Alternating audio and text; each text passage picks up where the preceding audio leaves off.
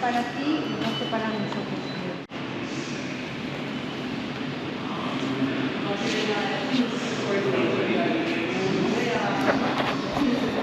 Pues aquí solo se puede pagar con tarjeta, así que es el primer sitio que nos hemos encontrado en todo nuestro viaje que solo se puede pagar con tarjeta, que nosotros no hemos traído, la hemos dejado a bordo. Tienen estas super máquinas.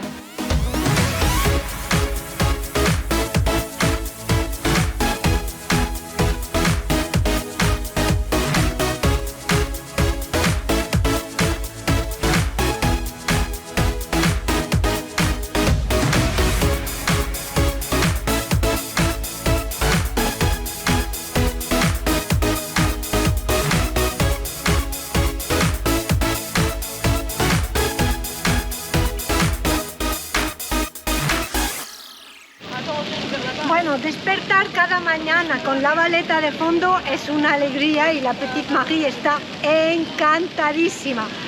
Entonces, pues los caballeros están al orden del día. Entonces hoy hemos decidido venir al centro de la Valeta y vamos a descubrir este palacio, inmenso palacio, muy interesante, seguro que va a ser, que es el gran palacio de los gran maestros. ¡Vamos!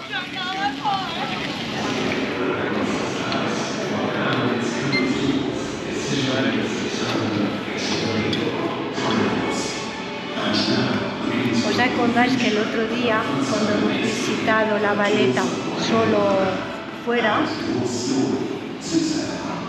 que os he enseñado la estatua de la Valeta? Pues aquí está el gran protagonista que ganó el gran asedio, bueno, ganó,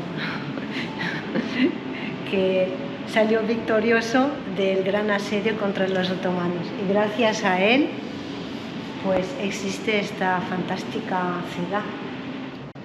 Entonces el señor Lavaleta mandó construir esta ciudad y uno de los primeros edificios que hizo construir es este, donde nos estamos paseando hoy, el Palacio de los Grandes Maestros. Y en esa época era el palacio más confortable, más agradable, más con múltiples funciones, como podéis ver, habéis podido ver en las imágenes de antes, que había incluso una imprenta, y entonces pues lo construyó para los maestros más importantes y eran su residencia. Y aquí nos encontramos en lo que era, antes de entrar en el palacio, pues la cour, el patio Neptuno. Y ¿qué más os iba a decir?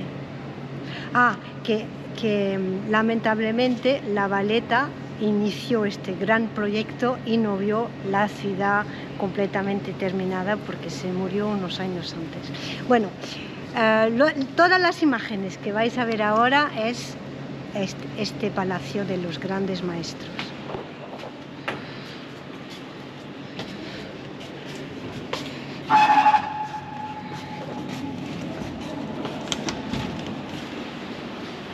Estamos entrando en el Museo de las Armas. Hostia, dentro del palacio. Se ha recompilado un montón de armas que quitaron a los otomanos, y hay toda una evolución durante un montón de años de las, ¿cómo se llama esto? Armaduras. De las armaduras y de las armas, au fur et à mesure de las épocas. O sea, no os hacéis la idea de la profundidad que tiene esto. Esto por lo menos tiene 150 metros de largo y está completamente abarrotado de todas esas armaduras que están en la pared.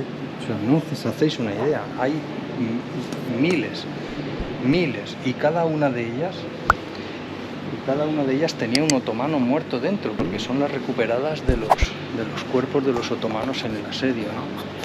La calidad de todo esto, para haberlo hecho a martillazos, no está mal, Fijaros en esta cosa. Esto es un cañón de mano. Se cargaba por ahí y por ese agujero se encendía. Esto es de la época de Rodas. El Museo de las Armaduras es espectacular. Hay una colección increíblemente rica en elementos. ¡Buah! Y si os fijáis, como... Bueno, estas son cutres, porque estas son más de tropa, ¿no? Pero hay unas aquí, estas sobre todo, que están labradas exquisitamente, o sea, y esta que tiene pan de oro, toda dorada, o sea, ¿no? Y lo complicado que era, yo tardo en vestirme, dice el capitán, pues imaginaros un caballero. Y luego que cuando no eran muy grandes, eran eran rechonchetes, eran bajitos. Imaginaros que se iban a la batalla con 30, 40, 50 kilos de lo que pesaba toda esta herramienta. Y luego tenían que entrar en combate con las espadas las pequeñas y las largas, las de 1 metro, las otras que eran un poco más cortas, y correr y defenderse y subir y bajar y tal y cual, y me atacan y, o sea, yo qué sé. Es una cosa totalmente alucinante. Yo creo que es el sitio más grande en el que hemos estado nunca. O sea, el Palacio de los Caballeros de Rodas es una caja zapatos. Y aún no hemos visto nada. Y al lado de esto, o sea, es... ¿Qué vale la entrada? 12 euros. 12. Los 12 euros mejor pagados de lo que llevamos en Malta. ¡Qué guay! Para proteger la cabeza del caballo. Para proteger, es la primera vez que vemos la armadura de la cabeza de un caballo. Wow. Y esta armadura también, que tiene este mecanismo aquí, que no sé muy bien para qué es. Para apretar, como los... Como para apretar. Tú te la pones, es como cuando los trajes de las mujeres, que por detrás haces esto, con el... ¿Pero cómo la va a apretar? Sí, hacer así. Falta un tornillo que vaya al otro lado, te pase por el corazón. No, seguro que esto se va para abajo y así se coge así, ¡clac!, aquí en las costillas. La verdad es que si te pones a pensar, los caballeros, las armaduras que llevaban y los otomanos, con el tema de los escudos y tal, súper mal protegidos, era como comparar un pastor de Irak con un marine de los Estados Unidos. O sea, no tenía absolutamente nada que ver las armas que gastaban unos y las que gastaban otros. Y eso que vinieron 20.000 como contra poco más de 1.000 y algo, y perdieron. Pero bueno, fijaros. La espada. Yo creo que es para bloquear la espada. No lo saben, le hemos preguntado a varios aquí en el museo y cada uno te dice una cosa, o sea que no tienen ni puta idea. Aunque alguien debería saberlo, porque esa cosa, yo creo que es para aguantar la lanza, estoy casi seguro. ¿Alguien lo sabe? Venga, dejadlo ahí en los comentarios. Lo ponéis ahí, porfa.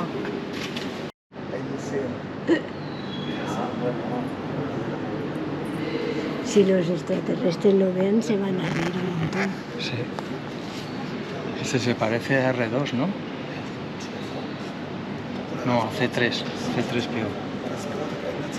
No, coño, a R2. A R2 de 2. Mira este chiquitín, De verdad que es lo más bestia que he visto nunca en mi vida. Ya hemos ido a unos cuantos sitios, como sabéis. Esto es lo más alucinante que hemos visto jamás. Las armas, año 1600.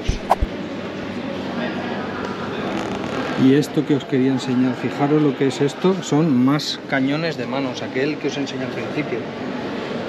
Año 1600, 1650, finales 1600, sí.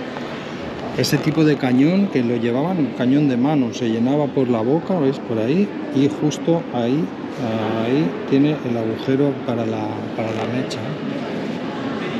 Y se ve que esto lo llevaban, pues imaginaros, esto debía tener un retroceso, aunque supongo que, claro, esto lo debían pegar contra alguna pared o algo antes de dispararlo, o porque si no el retroceso debía ser brutal y la bala, lo que disparaban, pues todo tipo de metales y todo lo que le cabía dentro.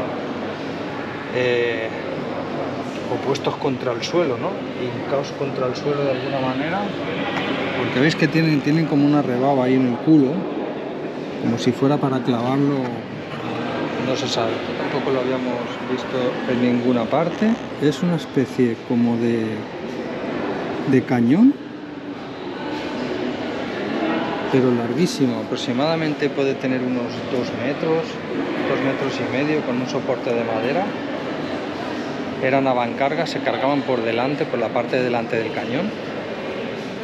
Y bastante ligeros, con lo cual podían llevarlos a la batalla con mucha facilidad. Y no los habíamos visto, yo no los había visto en ninguna parte. ¿Qué te parece esta? Esta es la más guapa. Mirar esto. Belleza absoluta. Ay, mira, tiene Oro lo del caballo. Es que va todo a juego, perdón. Hombre, el escudo con... ¿cómo se dice esto? Nunca me acuerdo. La armadura y para el caballo. Oro, plata, un montón de detalles, frutas, florecillas. La fleur de lis, que demuestra que es un maestro importante.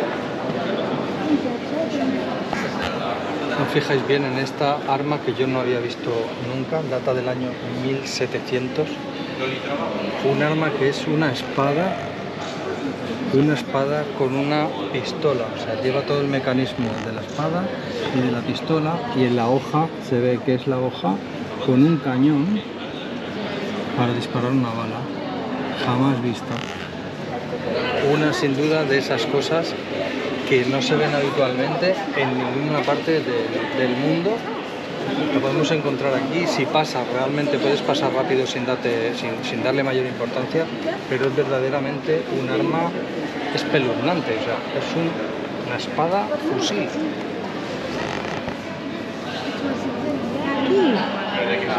Este es como si fuera marfil, ¿no?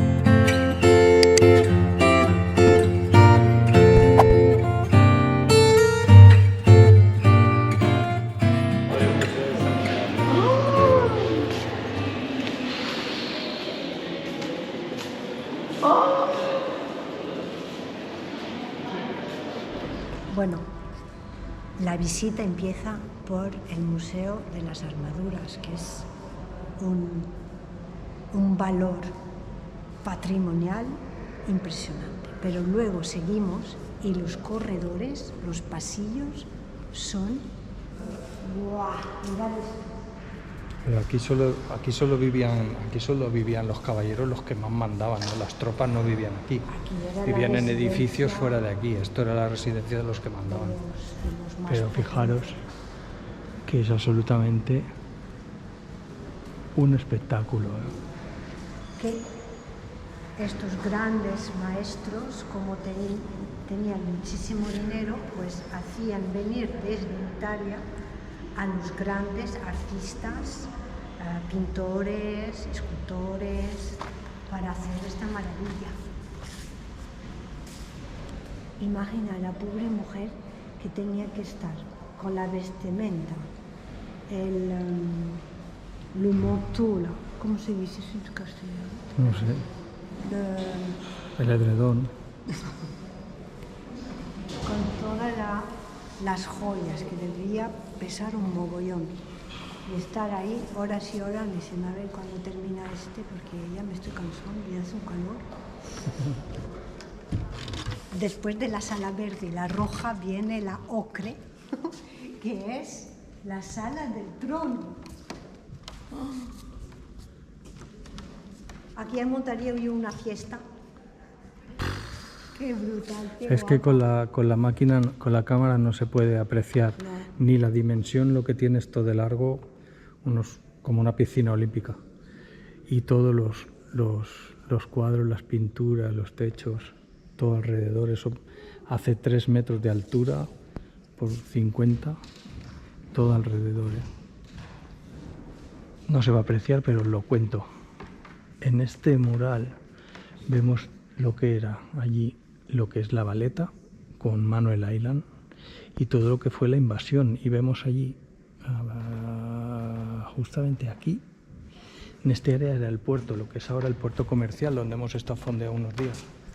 Pues ahí era donde estaba el grueso de los barcos y toda la flota de barcos otomanos que llegaban a entrar en todas las bahías. Entraron aquí en La Valeta, entraron en el puerto, en Marchaloc y entraron por todos los lados, ¿no? Y son todos imágenes de lo que era el asedio, ¿no? Lo que fue el asedio otomano. Aquellos barcos sí son otomanos y cómo bajaron con las tropas por todas partes. Mira, aquí de la estaban isla. en San Paul y en San Julián Sí. y luego bajaron por tierra hasta... Y ahí se ve también La Valeta, cómo luchaban los otomanos con la bandera otomana y la bandera de aquí. Es toda la historia, ¿no? Toda la historia de la invasión, del asedio en imágenes. Yo creo que también pasaron por aquí grandes maestros, caballeros mallorquines. Ojo al dato, mallorquines. Bueno, es mi suposición. Grandes maestros que fueron los jefes del palacio. Bueno, y un grande es Cotoner, porque Cotoner mandó construir las murallas, esas robustas que protegieron las tres ciudades, Victoriosa, Sanglea y Copusco. Y yo creo que son estos dos, Cotoner. Rafael Cotoner y Nicolás Cotoner, desde 1660 a 1680. Y Perelló también es un apellido mallorquín. Perelló, sí, Ramón Perelló podría ser, sí. Algunos españoles, algunos más... Me suena mallorquín, Despuig. Despuig, sí, podría ser.